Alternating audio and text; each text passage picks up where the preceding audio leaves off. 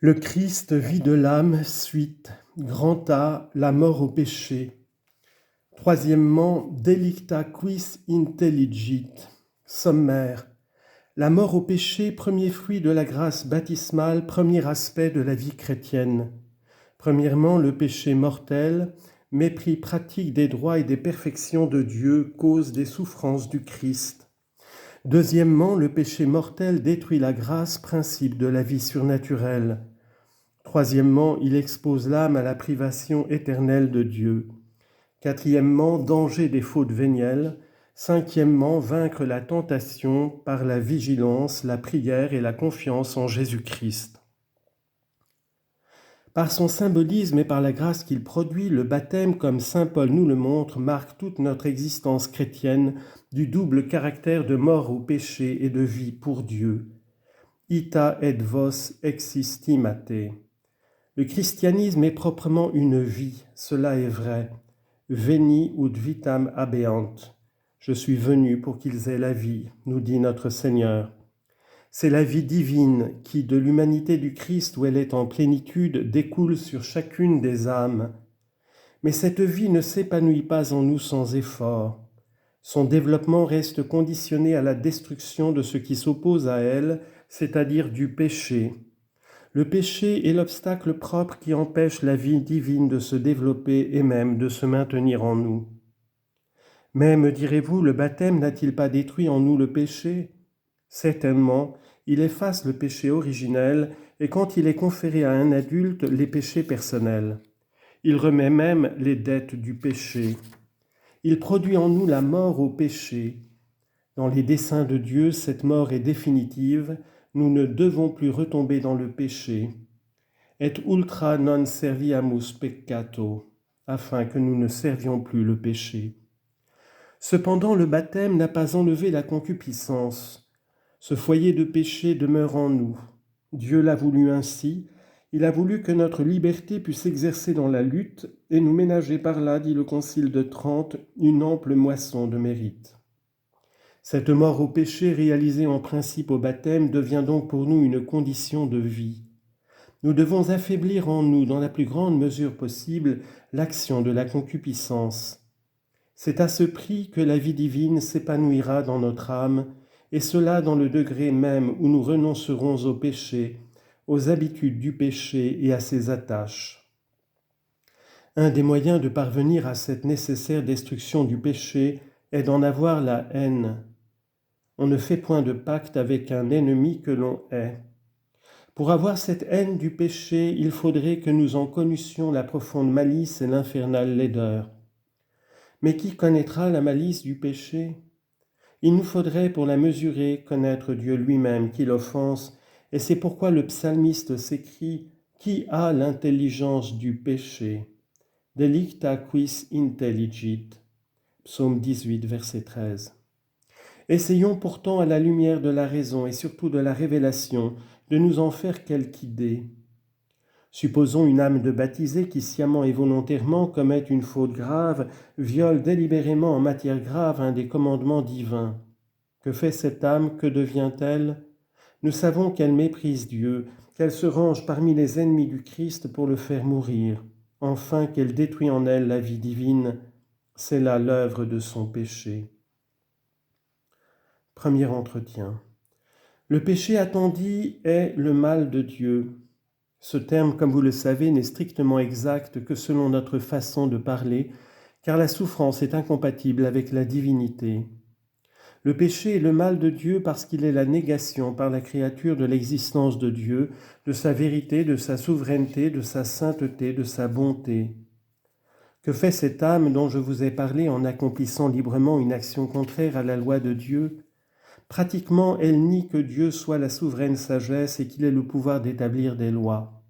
Pratiquement, elle nie la sainteté de Dieu et refuse de lui donner l'adoration qu'il mérite.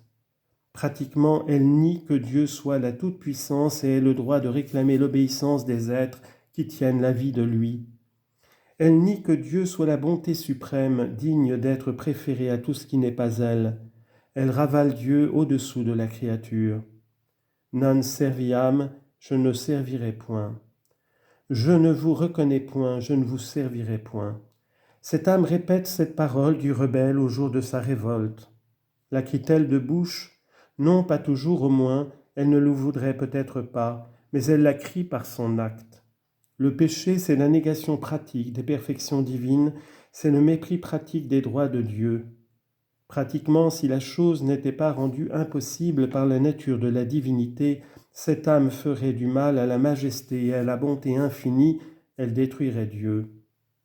Et n'est-ce pas ce qui s'est produit quand Dieu a revêtu une forme humaine? Le péché ne l'a-t-il pas atteint jusqu'à le faire mourir?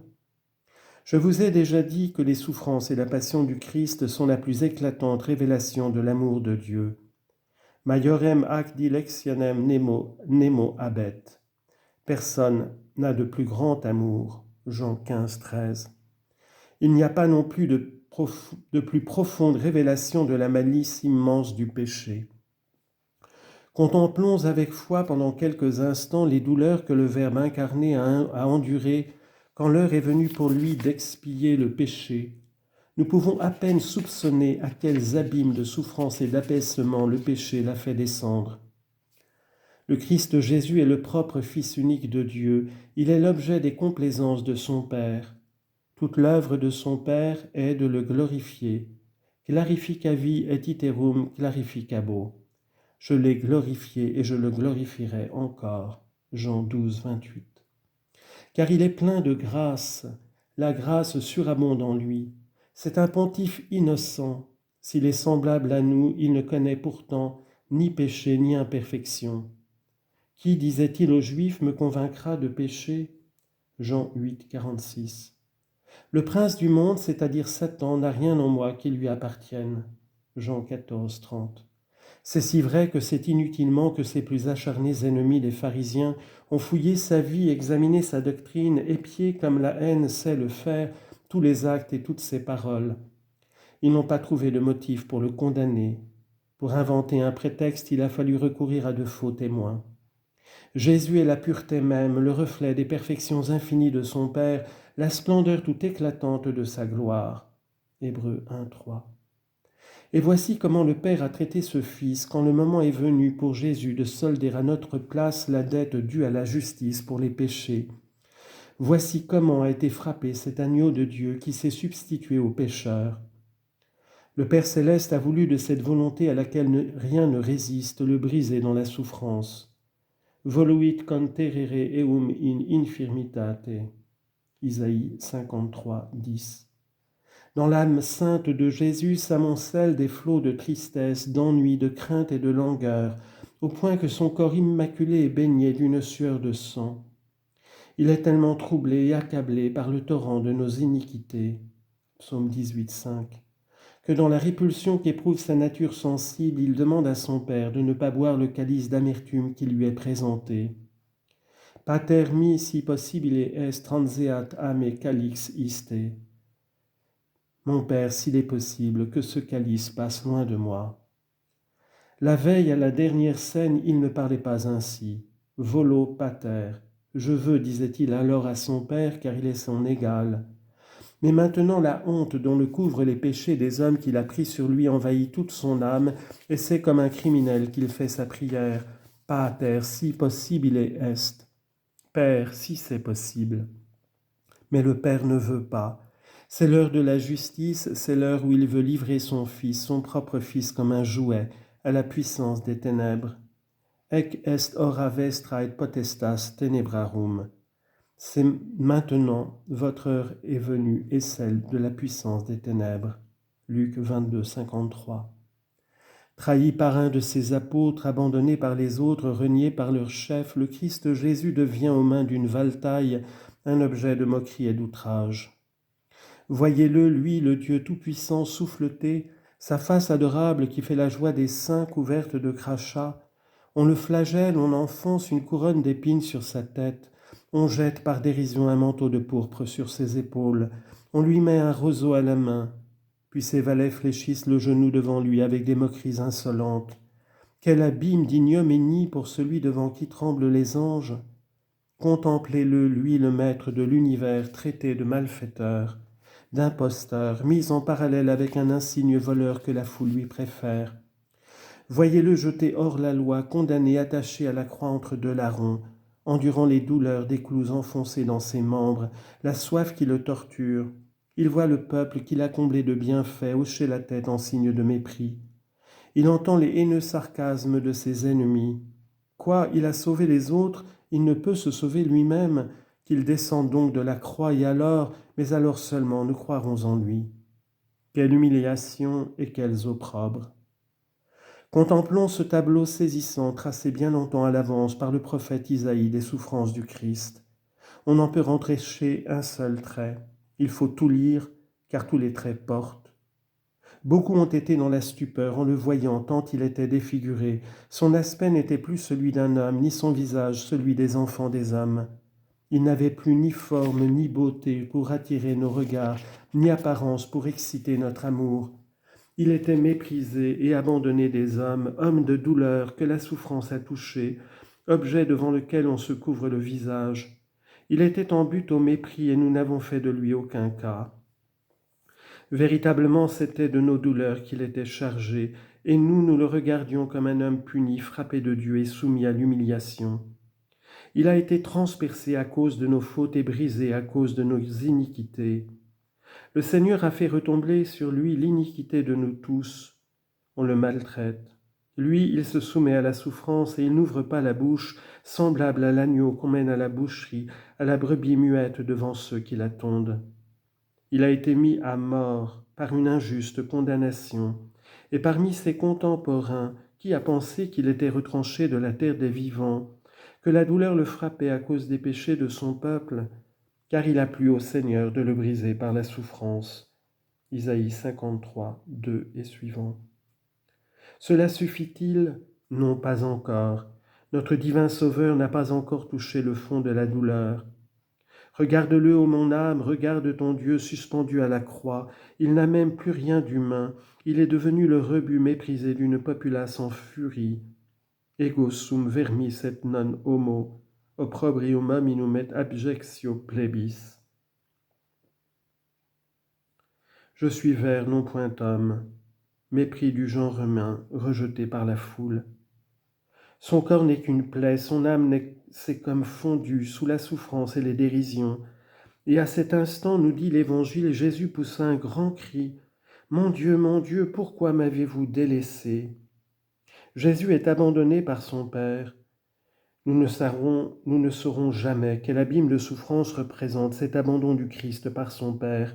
Il y a là un mystère dont nulle âme ne sondera la profondeur.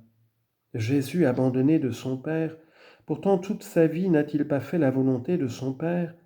N'a-t-il pas accompli la mission qu'il en a reçue de manifester son nom au monde? Manifesta vi nomentum hominibus. Jean 17, 6. N'est-ce pas par amour, ut cognoscat mundus quia diligo patrem, Jean 14, 31, qu'il se livre? Oh, bien certainement. Pourquoi donc, ô Père céleste, frappez-vous ainsi votre Fils bien-aimé?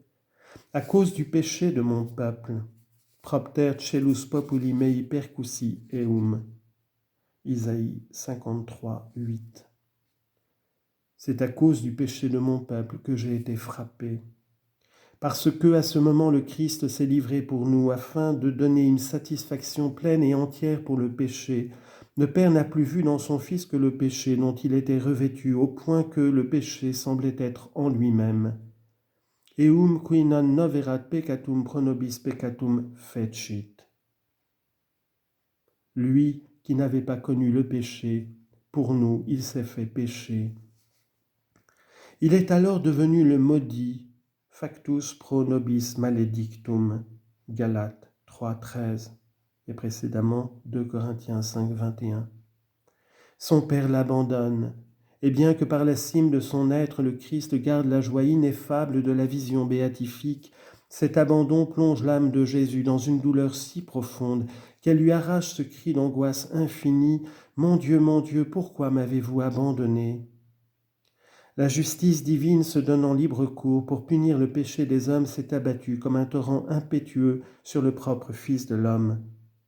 Propicio filio suo non pepercit Deus, sed pro nobis omnibus tradidit illum. Romains 8, 32.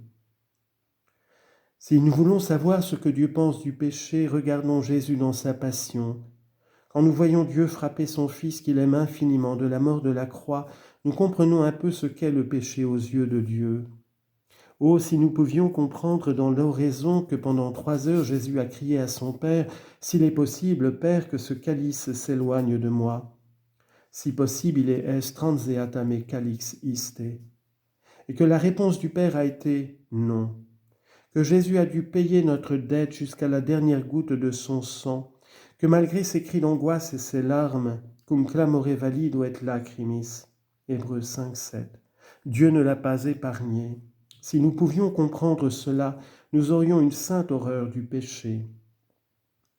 Quelle révélation du péché que cet amas d'opprobre, d'outrage et d'humiliation sous lequel le Christ Jésus a été accablé.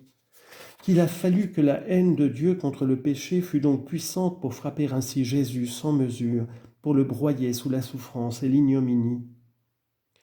L'âme qui délibérément commet le péché apporte sa part aux douleurs et aux outrages qui fondent sur le Christ. Elle a versé son amertume dans le calice présenté à Jésus pendant l'agonie. Elle était avec Judas pour le trahir, avec la soldatesque pour couvrir sa face divine de crachats, pour lui bander les yeux et le souffleter, avec Pierre pour le renier, avec Hérode pour le tourner en dérision, avec la foule pour réclamer furieusement sa mort, avec Pilate pour le condamner lâchement par un jugement inique.